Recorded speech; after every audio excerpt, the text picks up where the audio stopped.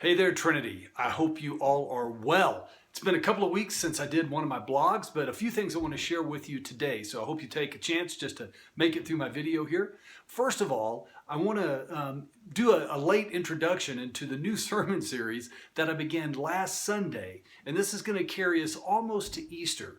And the title of the series is Things Jesus Followers Do and Why They Matter.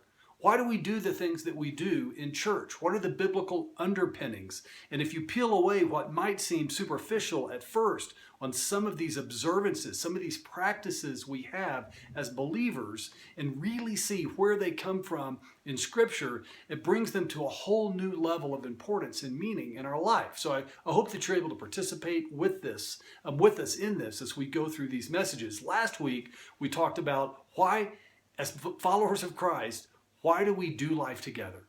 Right? Why do we gather together on Sundays? Why do we place an importance on getting together sometimes during the week, sharing our lives together, walking alongside each other?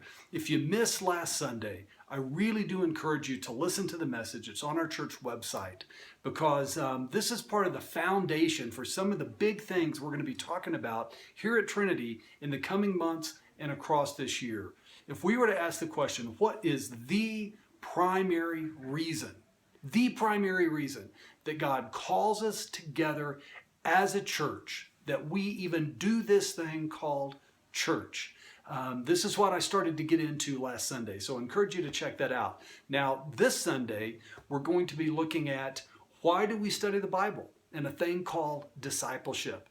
What do you, if you come to church, why do you come to church to listen to me preach? Hopefully that's not the only reason, because that's not what church is just about, is listening to somebody teach, but it's part of it. But why do we do that? Why do we encourage people to have a personal time of Bible study? Why do we talk about getting into the Word? And we'll use phrases such as sitting at Jesus' feet, although that just doesn't mean studying the Bible.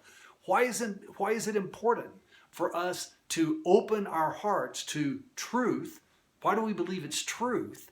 Why do we believe Scripture is Scripture? And why does it matter? And those are some huge questions that there are libraries of books written about, but we're just going to kind of cut down to the core of it and look at Scripture as to why it's important for us to open our lives to Scripture. And so I hope you're here on Sunday. It's going to be, I think, really, really interesting. And again, start to get a little bit more deeper down under the surface on why we do this thing, or we need to do this thing called discipleship. Okay, just a few other thoughts.